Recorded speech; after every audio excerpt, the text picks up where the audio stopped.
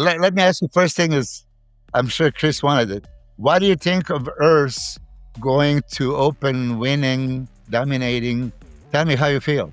You know, it was cool, man. Like he came to Houston not too long ago. Like I think it was around my show. I can't remember if like April, May timeframe. And even then I saw him and I was like, holy shit, he's huge, right? Um Seeing him on stage this past weekend, it was interesting, right?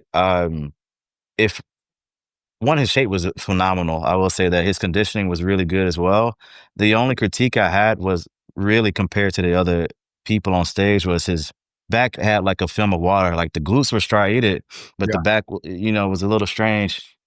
But like this, I don't get to see stuff like this too often. And like even comparing his classic physique shape from last year to now, he's he put on 30 pounds, but I also noticed he lost a lot of detail in his physique. I don't know if that's because he grew so fast, or maybe it could be just a peak. He feel, they wanted to come in fuller since that was his debut. But I would like to see if those lines are lost forever, or it was just the way they peaked for that show. I mean, you can imagine that Stefan, his coach, he was telling me and Chris when he was doing Martin for a couple of shows, 3,000 something grams of carbs in 3 days, right? Oh man. And you could see Earth eating banana and then putting honey on top of it, and so I can just imagine. Okay, Can okay, that imagine it makes was so sense. heavy. And he said, I had him yesterday on the phone. He said that they, of course, lost those separations that they have at Classic because legs Hmm. are way more deeper and all this shit was happening. But they said that they counted the trade-off. Are we going to get this size and fullness? And he's still kind of, say, grainy, right? Yeah, It's hard enough in one of the best conditions, pretty much anyway. So, when you don't have to compete with your kind of conditioning and your dryness and Chris Bumstead and, this kind of, I think he made a good choice. But I agree with you that back was kind of washed out, yeah, hmm, and his legs were not as separated, but much bigger. But his arms, I was shocked. I mean, yeah. for guys that don't have a good arms, like here it is, what? Years and years and years, you're trying to get them, and it's never going to come in like 6 months or something, right? So Stefan said that kind of when he was dieting down for a classic, first thing that went was arms. And Yeah. even that is hard for me to believe, right? That arms, I think that big body parts like chest, back, or legs, you can see, but arms, I always feel like it's the weakest body part is the first to go, you know? yeah, usually, Always. Isn't that always sucks. Yeah, yeah. It's like 3 weeks post show. You're like, damn, my quads look great. They should be like this on stage, and everything else looks spilled over. And then like you get everything else dialed in, and then your legs like, God damn, looks like I don't train legs. yeah. Yeah. It sucks how that works. Let's touch a subject because all three of our physiques are symmetrical, proportionate, balanced, aesthetic. Okay. For me, I always says that hashtag bodybuilding because I want that direction to go. Because they were going to the other direction, then they created classic physique. Beautiful, right? But Mhm, problem that I have with that, you don't have that problem, but problem that some of those physiques, they look beautiful, classic, like Earth. He would mhm. be still classic with 10 pounds more, but now he's 10 pounds over the limit. Can't do it, right? Ah, yeah, I got You you, know? I got you. So for you, you're there, right? I don't have any issues right now. I'm pretty much I'm a little heavier than New York, so maybe in next year it'll be a little bit harder, finally. Mhm. But right now it's okay. I, you know, it's tough because I was thinking about this the other day with like, I definitely believe that there are some people that should be doing the open that do classic or even 212. But there's some people I find that like they may be able to look better 10 pounds heavier, without a weight limit, but they wouldn't be able to pack on that size they need to do well in the open. They're like in that Yeah. middle ground, you know what I mean? Yeah, that's what Regan said the best. He would like classic plus category. Yeah, yeah, yeah. Yeah. We don't need another one yet, but so you agree with this? I was trying to talk to Tyler Mannion and say, like, listen, the problem with this is if you or Logan or Chris Barstow back in the day, they're already at a limit now. And how do you project next 10 years? They're going to have to be at the same limit, right? You Mhm. can improve because you're stuck. So I said, would you think of at least progressively every, 3 to 5 years, you bump it up? Because, I mean, you guys are going to keep growing. Like you said, next year you might have a problem. Now you don't. I don't know. I mean, I can see your point too. It's tough because then, like, if they continue, like, we're already at the point where some of the top guys can switch, within a year. So if you bump it up every couple years, it'll just be the same, division. I don't know if that's your Yeah, goal to just slowly just bump classic and make it the new standard, but that would be my only issue with it. Is like eventually it's gonna be the same thing. I like it though. I like the weight in the cap is because whenever you see classic guys, they're always so fucking ripped. You know what I'm saying? Yeah, Like, because everybody's trying to get to make the weight, the height cut, and like they got to come in nasty. They already have the shape, and they got to come in nasty peeled because they can't afford to have any extra water. So you always see this like gnarly, dry, lean physiques, and I personally like seeing that. I really do. Like, big guys. I like, but I like obviously a coach open some open bodybuilders. Like I like it, but I prefer like Quentin's physique. Like you know what I mean? Like I yeah. prefer like that aesthetic physique. I prefer lines, detail. I don't want to see just mass. You know? Yeah, I agree. And even to the point of like there's been plenty of even Mr. Olympias like Jay, he said he liked his earlier physiques compared to his really, really massive physiques. And I agree with that too. Even like Phil, I prefer his first Olympia win, 2011, over any of his other ones. Ask Yeah. Ronnie Coleman. His favorite is 98 Olympia. Yeah. My God, Yeah, it's so yeah. good. Ask Kevin Levroni, 93 Night of the Champions, or what was it, 92, whichever. Yeah, 92 Night of the Champions, when he was the smallest. His first Night of the Champions, yeah. Hmm. Terrence, how old are you now? 31. Oh my God. Yes. There's so many more years left in that physique. I'm Yeah, fucking plus 42. plus at the prime right now. Oh Prime. my God. Yeah, What yeah. what what I was just gonna make the comment of is this. You know how like you see we're just talking about people's physiques at their best, and then it starts to go the other direction. Like, listen, Mhm. there is some plus, Terrence, to not being able to grow too fast, is Mm. because you're not gonna hit that point of your physique going the other direction probably for another 5 or 6 years. So it's like you Yeah. get to milk your physique as it goes up the line versus coming to the point you peak and then you go the other way. Yeah, I've seen that. Yeah, yeah. I mean, Terrence is at his peak, but also steadily making improvements. Mm. I don't know if I tell you, but I knew that you had my case. You need a little bit bigger arms, and now Mhm. the arms and that B taper is off the chart, and that the insertion of the tie-ins and muscle separation and striations and everything, and you project that rock granite hard. Sometimes you see people on the stage. It's like, oh, I know what it's gonna feel like if I touch him, like he's gonna Yeah. go in, and then you see the granite when you see one, like, oh. You were going against Jose Benzema and Munez, Manuel Yeah, yeah. Jose Jose Manuel Munez.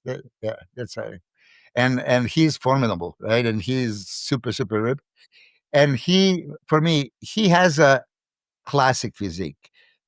Logan Franklin has a classic physique. Those are guys that I put in one category.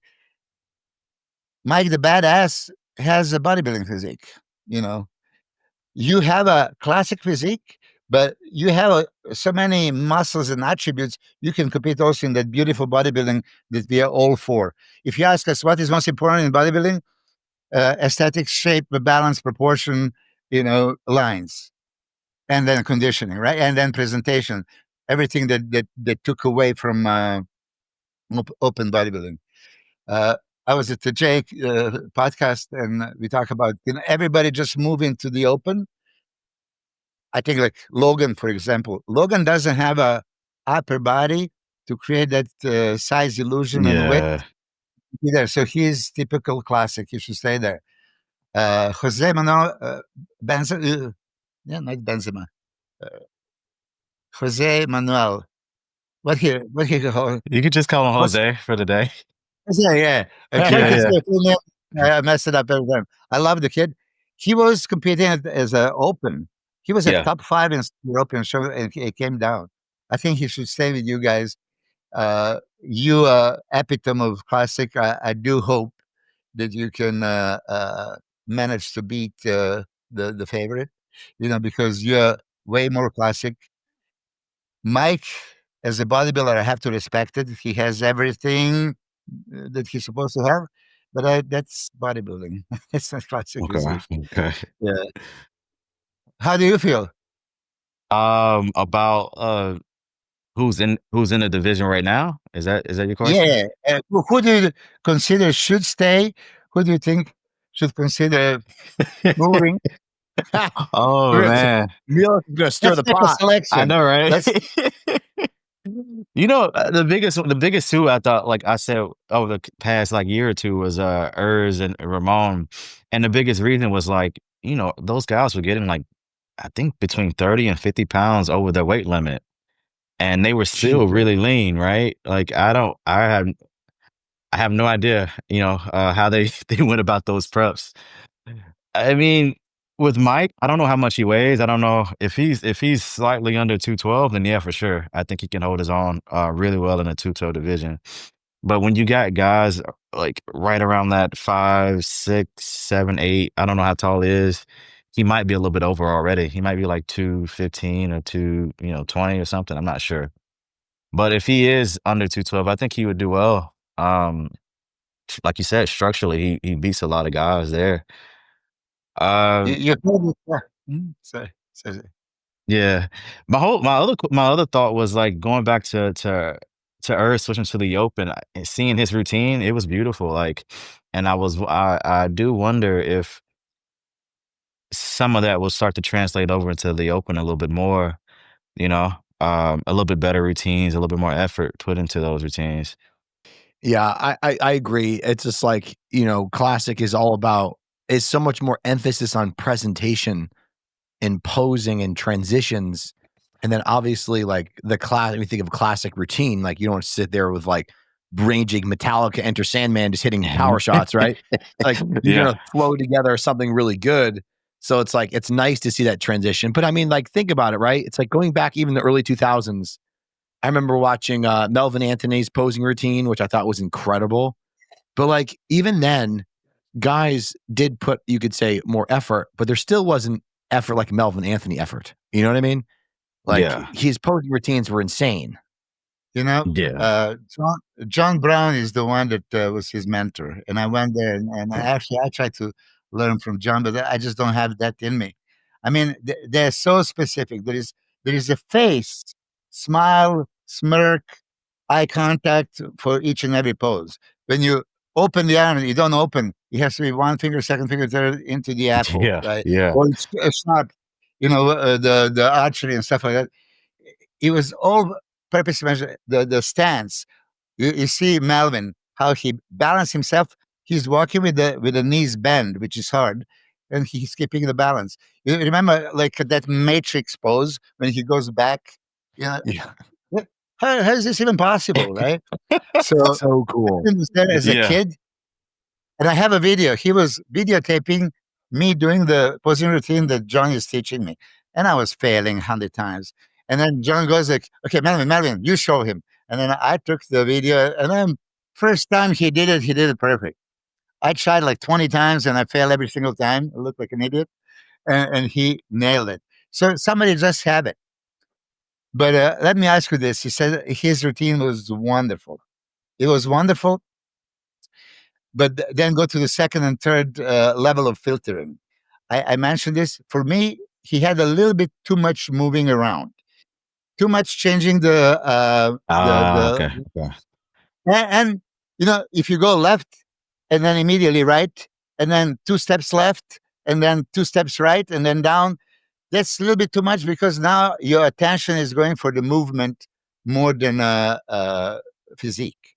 And I I love the got you. movement, and you're the master of it. Logan Franklin is master. I like it. But if it's like Frank Hillebrand, maybe he's inspired by him, and you know, a couple of German bodybuilders. What's his name? Thomas Shoy, phenomenal poser. You would appreciate him big time. They had some of the routines when they're just moving. They're taking like large space in the posing platform, right? You're right. So for me, I'm more Lila Brothers type. He still moves, but when it makes sense, it's not Yeah. forced. Okay, that's too much. That's too much. That's a little bit. In that sense, you doing everything phenomenally.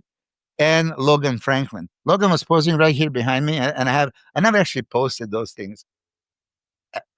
Did you have a session with Logan? Did you guys like brainstorm So something and prepare? not as much as we wanted to, because we were gonna guest pose, but then last minute, they added in that rotator and said we should do something together. And Uh-huh. so we didn't, and I was out of the country. I was in Brazil when they mentioned that to me. So we didn't have too much time. We literally met up the day of the show and tried to get a little bit together. Um, I wish we would have had a lot more time, obviously, but we're here in Houston together. So hopefully the next time we do a posing together, we will do something a little bit better. But it's cool because, like, we bounce ideas off each other. I know what songs he's doing for the Olympia now. He knows what song I'm doing. And like I think we learn from each other. Like I told him, this year when I was coming back, I was having a hard time getting back into posing. And I felt like I was moving too much. And then I went and watched one of his routines, and I was like, okay, I need to cut out like half of these poses, and slow it down a bit. Right. So, it's pretty cool to have like two of the best posers in the world, Lee and Logan, all in the same city. Right. It's cool. Yeah, yeah, yeah. I would love to see like a collaboration. I don't know if you can do this at a show where like two people pose together, kind of like McLeod did with Kai Green. I tried that. You Yeah, I did? tried that. So like I asked so like I think the first year or the second year I did the Arnold, a friend of mine is also a good poser. His name's Jared Crew. I asked him, hey, can we do a routine together and we forfeit the best poser award, because I knew it wouldn't be fair, and they didn't want to do it. They said no. Oh, dude, Yeah. that would be like for viewership and a crowd excitement. That would be wild if like nobody Hmm. even knew that was happening. It's like you came out, you started doing a song, hitting some poses, and all of a sudden the music changed, and then he came out like you guys were surprised, Yeah. and then you just started collaborating Yeah. together. That would be sick. I'm gonna say this: if you're not going to compete in Prague, there's now that's a show maybe that is interesting because classic Yeah. winner and 212 winner. Like last year, top three were classic open and 212, right? The Right. the Clarion. Yeah. So I don't know if you're planning to compete, maybe surprise everybody in a Prague, but if not, that kind of posing routine there, this show is gonna bring the house down. Steve Hmm. Weinberger. Hey, Steve Weinberger has been to every Olympia since the beginning, right? He says, Milos, you can't believe the audience. So this show is shaping up to be this kind of event. Keon is doing the open. Yeah. I mean, I've got people asking me to do it. I'm not sure yet, but Yeah. yeah, Wait, people first are things trying to first. convince me. Would you what Prague is what date? Couple of weeks after. It's 2, 3 2 weeks. weeks after, yeah, 2 or 3. Oh, so there's still a possibility. You have to see how your Mhm. ducks are in a row when you get there. Yeah. Yeah, yeah. It's like what's funny? It's like Milos, I know you have a different mindset when it comes to like competing repetitively. You're like, I'll do it. I'll do it. It's just like when you have your goal set on like Olympia and someone's like, hey, you should do this show after Olympia. And you're like, I'm not even thinking about after Olympia right now. I'm thinking about Olympia. Yeah, So it's like yeah. it's hard to like commit to it. I know I, Milos is probably like signing all of them. I'll do all of them right after that too. Yes, I always back in the day, you have to sign, and then when you sign, and those promoters agreed to pay the flight and hotel and everything else, now you're stuck in the contract. That's back in the day when you sign a contract months in advance. They say, okay, we offer you this, that, and then if they offer me flight, hotel, per diem, and all this, how can I say no? So I signed. But Chris, like for example, you weren't sure that Jordan is going to do the first show. You just planned for Texas this year, but Yeah. then you see he's ready, and then he won 2 shows, right? Yeah. And last year was the same thing. He was better in the second show than in the first show, right? Yeah. And I Well, promise he got you, better every show. We got better every show. We nailed the peak by Texas last year. imagine if you have a 7 shows in a row. That's true. Yeah. 7 And, shows. and then I'm telling you because that's what 1991. What do I know? What do I know about pro competitions on the road 7 weekends in a row? Like, Oh my God. Oh you my know? God. Could you Okay, imagine competing? let's Wait, see. hold on. 7 weeks in a row, 7 as in weeks like in a row, 7 I would 1991. weeks lose my apart each mind. show. Okay, Holy shit. there was like 10 of us, Vince Taylor, Ron Love, Thierry Pastel, Sonny Schmidt. We were all traveling together. So you go to Finland, to Spain, to Italy, to Germany, right? Yeah. So we were traveling. None of us have experience to compete 7 times in 7. And then I was getting better, okay, and a few of them were losing. So by the end of the tour, I qualified for Olympia again, and I had a man's physique body. I didn't have a bodybuilder, but I got them on condition. Terrence, how many shows have you done? What's the most amount of shows you've done in a year? 5 or 6. I can't Oh, think of. I think 5 or shit. 6. Yeah. It was 2016. I did Prestige Crystal Cup, Tampa Pro, the Olympia. I did Diana Cadu Classic, until 5 Kentucky Muscle. Yeah, it was 5 in a year. And how was that? It was about the end of it. Because I started prep in March and the last show was in October. By the end of it, my body just was done. I was barely responding. I wasn't eating any food, doing like 2 hours of cardio. Yeah. Yeah. Your body's like, what are you doing? I bet you were like, I bet you probably took a few months for you to feel normal. It took a while. Yeah. And so I want to show you.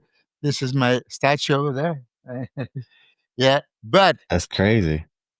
the guy came to my house and did the 360 degrees pictures back in the day, right? And Oh, then yeah. measure my wrist and waist and everything, and then he did this, right? But I was outside, and it was like little stones, and when I put my foot flat, it has to be flat, right? But it was Right. bothering me. Oh, and I just like lifted up that one time and one time only, and it pisses me off because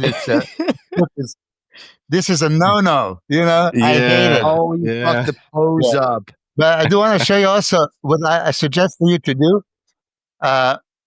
This thing. Oh, that's cool. That's really cool. Yeah. It looks like body armor. My chest back in the day. And I think that all of you guys that are in top shape right now, you should do something like that. It's quite easy to do. They put that, on you, the let it dry, and then they can put the bronze. Ooh. So it's something. That is pretty cool. Yeah.